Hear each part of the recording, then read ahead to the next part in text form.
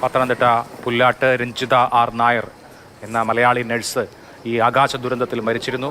അവരുടെ വീട്ടിലെത്തി ആരോഗ്യമന്ത്രി വീണ ജോർജ് രഞ്ജിതയുടെ അമ്മയെയും മക്കളെയും കാണുന്ന ദൃശ്യങ്ങളാണ് ഇവ. 2 കുഞ്ഞുങ്ങളാണ് രഞ്ജിതയ്ക്കുള്ളത്. 10ാം ക്ലാസ്സിലും 7ാം ക്ലാസ്സിലും പഠിക്കുന്ന 2 കുഞ്ഞുങ്ങൾ, പിന്നെ പ്രായമായ അമ്മയും. ഏറ്റവും സങ്കടകരമായ നിമിഷങ്ങളാണ് ഇത്. സ്വാഭാവികമായും എല്ലാ മനുഷ്യരെയും പോലെ തന്നെ വികാരഭരിതയാണ്. ആ കുഞ്ഞുങ്ങളെ ആശ്വസിപ്പിക്കാൻ ആർക്കാണ് കഴിയുക? രഞ്ജിതയുടെ 7ാം ക്ലാസ്സിൽ പഠിക്കുന്ന മക്കളെ ചേർത്ത് പിടിച്ച് മന്ത്രി വീണ ജോർജ് ആശ്വസിപ്പിക്കുകയാണ്.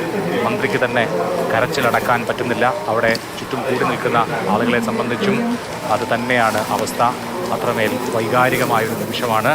ജീവിതത്തിൻ്റെ 2 അറ്റം കൂട്ടിമുട്ടിക്കാൻ, നല്ല ഒരു വീടുണ്ടാക്കാൻ, നന്നായി ജീവിക്കാനാണ് നഴ്സായ രഞ്ജിത ആദ്യം ഗൾഫ് നാടുകളിലും പിന്നീട് UK-യിലും ജോലിക്ക് പോയത്. ഇവിടെ ആരോഗ്യവകുപ്പിൽ ജീവനക്കാരിയായിരുന്നു. സാങ്കേതികമായ പ്രശ്നം ദൂരീകരിക്കുന്നതിന് വേണ്ടി 3 ദിവസത്തേക്ക് മാത്രം നാട്ടിലെത്തി മടങ്ങുമ്പോഴാണ് അതിദാരുണമായ ഈ ദുരന്തം രഞ്ജിതയുടെ ജീവനെടുത്തത്. ജീവിതത്തിൽ ഒരുപാട് സ്വപ്നങ്ങൾ കണ്ടിരുന്ന, മനോഹരമായൊരു ജീവിതം സ്വപ്നം കണ്ടിരുന്ന രഞ്ജിതയുടെ വീട്ടിൽ ഇന്ന് കണ്ണീരാണ്. ആകാശ ദുരന്തത്തിൽ അവർ പൊലിഞ്ഞു പോയിരിക്കുന്നു. മന്ത്രിയുടെ ദുഃഖഭാരം നമുക്ക് അവരുടെ മുഖത്ത് കാണാം. ആരോഗ്യവകുപ്പിലെ ജീവനക്കാരി ആയിരുന്നു രഞ്ജിത. അവിടെ നിന്ന് ലീവ് എടുത്താണ് രഞ്ജിത UK-യിലേക്ക് കുറെ കൂടി മെച്ചപ്പെട്ട സാമ്പത്തിക സാഹചര്യം എന്ന സ്വപ്നവുമായി UK-യിലേക്ക് രഞ്ജിത പോയത്.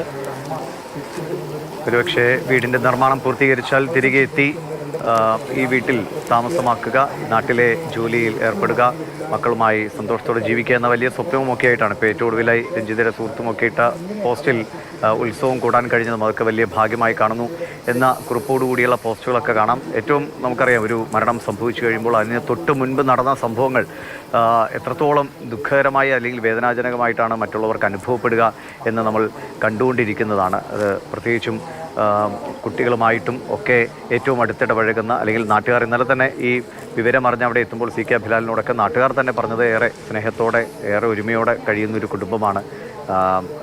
സഹോദരൻ്റെ ഭാര്യയാണ് രഞ്ജിതയെ ട്രെയിൻ കയറ്റി നെടുമ്പാശ്ശേരിയിലേക്ക് വിട്ടത്. അവിടെ നിന്ന് അവർ വിമാനമാർഗം ചെന്നൈയിൽ നിന്ന് അഹമ്മദാബാദിലേക്കും പോവുകയായിരുന്നു. അപ്പോൾ ജീവിതം ഒരു വലിയ ഒരു ഘട്ടം കഴിഞ്ഞു. വീട് നിർമ്മാണം എന്നൊക്കെ പറഞ്ഞ ഏതൊരു മനുഷ്യൻ്റെയും ഏറ്റവും വലിയ ആഗ്രഹമാണ്. അപ്പോൾ അതിൻ്റെ ഒരു പൂർത്തീകരണത്തിലേക്കൊക്കെ എത്തുന്ന വേളയിൽ ഈ ജോലി സംബന്ധമായ ചില കാര്യങ്ങൾ കൂടി തീരുമാനിക്കാൻ വേണ്ടിയിട്ട് വന്ന് പെട്ടെന്ന് 3 ദിവസത്തെ മാത്രം ഒഴിവിൽ വന്ന് പോവുകയായിരുന്നു. ആ 3 ദിവസം ആ കുട്ടികൾ അനുഭവിച്ചൊരു സന്തോഷത്തിൻ്റെയൊക്കെ നേർ വിപരീതമായുള്ള ദുരന്തത്തിലേക്ക് അവർ എത്തിപ്പെട്ടു മണിക്കൂറുകൾക്കകം എന്നതാണ് ഏറ്റവും സങ്കടകരമായ കാര്യം. ഒരു